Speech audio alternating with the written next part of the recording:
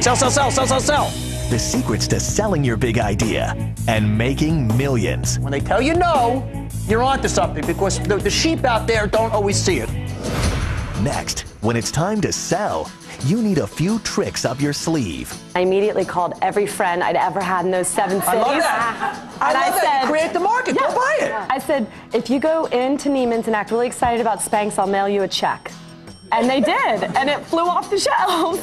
My main man here. Okay, Anshuman Vohra. I love you. I love your product, Bulldog Gin. They told you, everybody said to you. Said, no way, no chance. No way. Who needs, this is kind of a turbo gin, right? A man, tough guy gin, and they always said to you, no, gin is...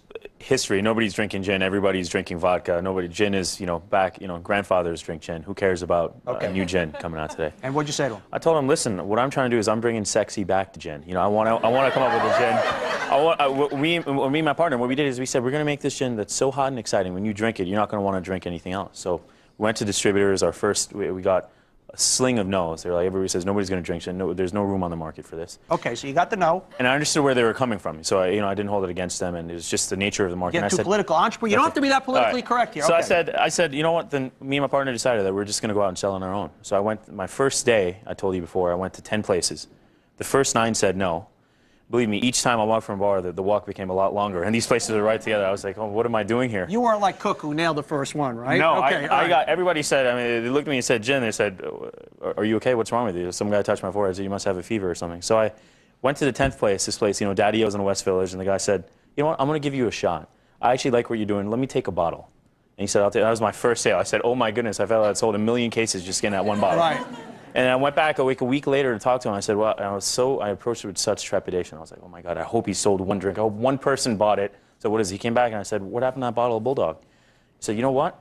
I gave it to a couple of people this weekend. They really liked it. We're done with that bottle. I'm glad you came and send me a case. I love it. That's how it works. Here's the lessons here as we get a little product placement for Bulldog. Bulldog Number Gin. 1, zig when everybody's zagging, okay? Everybody says vodka, vodka, vodka, vodka. You're the new guy on the block. You're not going to make it in vodka. Go in the other direction. Zig while everybody's zagging. Number 2, when they tell you no, it's yes. Number 3, if you believe in your product, saying we've had a lot of people on the show, you know what? Keep it here. If it doesn't sell, I'll take it all back. If you're not going to bet on it, they're not going to bet on it. So that's the greatest. I've yet to meet the person when you say, here, Mr. Storekeeper, or here, Mr. Person, take it. Doesn't sell, I'll take it back.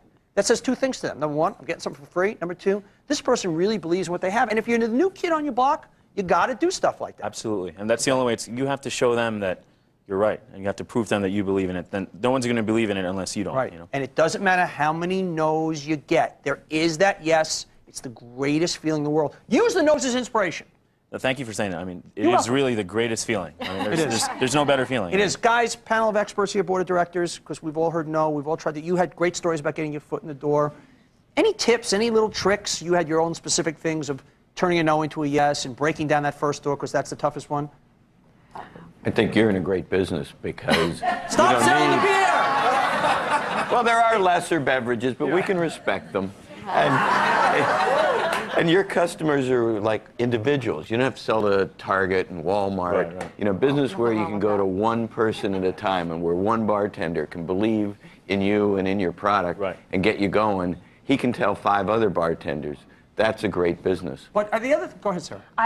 Something to add to what you said. When I pitched Neiman's, I said, basically, if you do not sell it, I will take it all back. So it was 0 risk. I kept saying 0 risk. And then she put me in 7 stores, and I immediately called every friend I'd ever had in those 7 cities. I love that. I love that. You create the market. Go buy it. I said, if you go into Neiman's and act really excited about Spanx, I'll mail you a check. And they did, and it flew off the shelves. We also had a story of basically, we had somebody on here who told the story about they were trying to sell somebody into something, the person wouldn't take it, then they had a friend call that person and say, we hear you carrying that stuff, where can I get it? You create your own market. It's not about lying, it's about little getting it going there. It's business. I've never bet, once again, it's about being clever.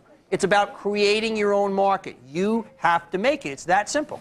And for me, at the beginning, you were talking about giving things away. At the beginning, I thought, what's going on with celebrities when they're pregnant? Who's dressing them? So I immediately started contacting them. And yes, I gave them a lot of clothes, but it worked. They wore them. Then they were in People magazine. Then they were on, TV shows. Then all of a sudden, everyone else wanted them, and they wanted to actually buy them. So you giving stuff away and letting people have them, especially high-profile people, a great way to get your foot in the door. The final thought also, guys, and we've talked about this on the show before, the obligatory sell. Sometimes when you do something so creative to somebody, you send them something where they just go, this guy or this girl, I got to give him a shot. I got to give him 30 seconds. So if you're not getting in the door, you're not obligated. Doing something that's so wild, so out of the box, what do you got to lose? Nothing. Okay.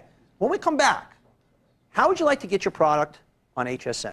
Once again, there's so many people on the show who have told the stories. That's when it kicks. You get on there. If I could only get my thing on HSN, I'm going to make millions. Don't worry.